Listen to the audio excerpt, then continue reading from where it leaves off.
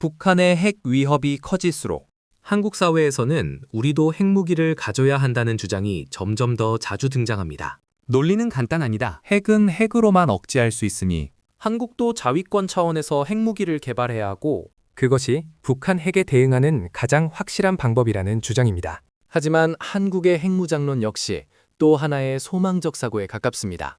한국에서는 북한의 핵 문제가 본격화된 1990년대부터 이미 수십 년 동안 이 주장이 반복되었지만 실질적인 진전은 단 하나도 없었습니다. 이 사실만 봐도 얼마나 비현실적인 주장인지 알 수 있습니다. 가장 근본적인 문제부터 보겠습니다. 한국에는 핵무기를 만들 수 있는 핵물질이 없습니다.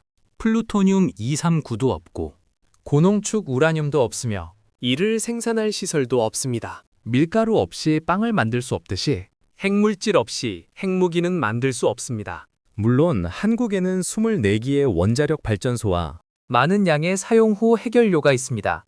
하지만 이를 재처리하는 시설은 없고 미국과의 약속에 따라 재처리를 하지 않기로 되어 있습니다. 또한 한국은 원전 연료 공급에서도 미국의 승인에 의존하고 있습니다. 북한과 달리 한국에는 우라늄 광산도 없고 우라늄 농축시설도 없습니다.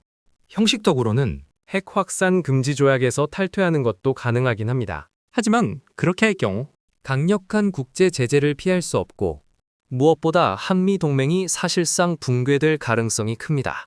미국의 해구산이 사라진 상태에서 한국이 자체 핵무기를 완성하기까지 걸릴 수년에서 수십 년의 공백 기간 동안 북한의 핵 위협을 억제할 방법은 없습니다. 그렇다면 이렇게 비현실적인 핵무장론은 왜 계속 반복될까요? 첫째, 많은 정치인과 지식인들이 삼축체계, 킬체인, KAMD, KMPR 같은 복잡하고 어려운 대비 노력보다 핵무기라는 단순한 해법을 선호하기 때문입니다. 핵무장론을 민족주의 감정을 자극해 인기를 얻기 쉬운 구호이기도 합니다. 일부는 핵무장 가능성을 거론함으로써 미국을 압박해 핵우산을 더 강화하려는 수단으로 활용합니다. 넷째, 일부 학자와 시민들은 현실 가능성보다는 마땅히 그래야 한다는 규범적 주장에 집착하는 경향이 있습니다.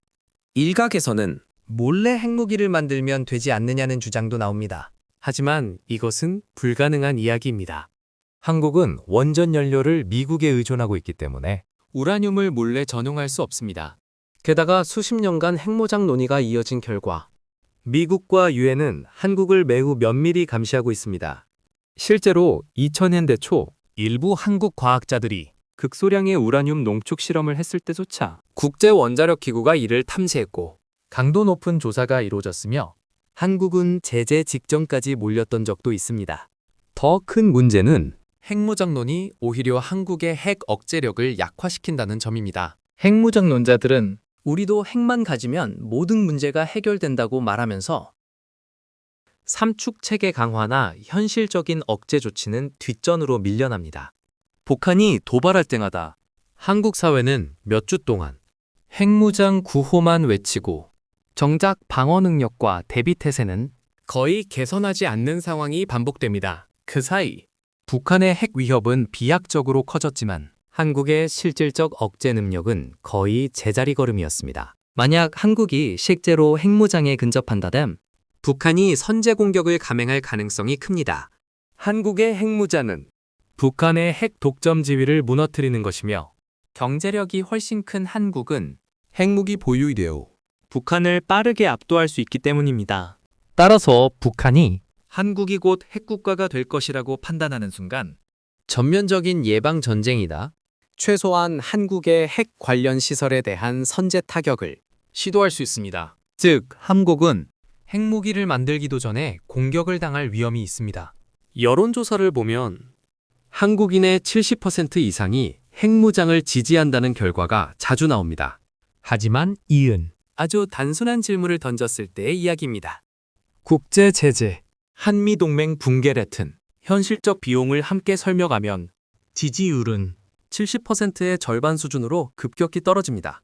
또 진보 성향 응답자의 지지율은 보수 성향보다 약 20%포인트 낮게 나타납니다. 즉, 핵무장을 추진하려면 국내 정치적으로도 극심한 갈등을 피할 수 없습니다.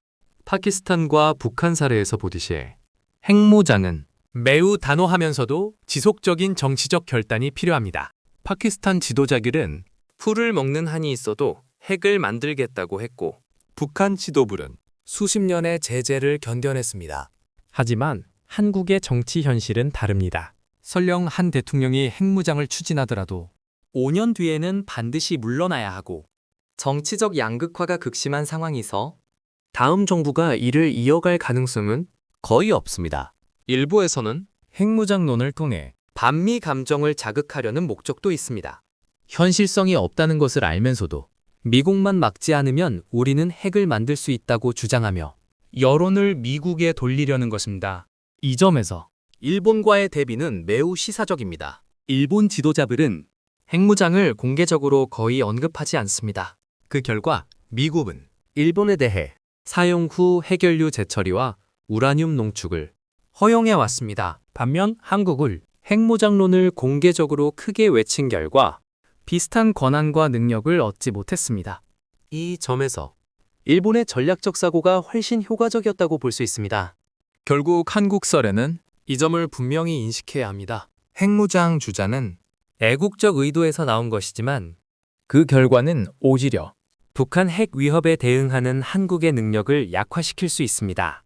이 주제에 대한 더 자세한 분석을 저자의 저서 Nuclear North Korea, Armed, Desperate and Unpredictable 제6장을 참고하시기 바랍니다. 관련된 내용을 더 듣고 싶으시면 구독 버튼을 눌러주세요.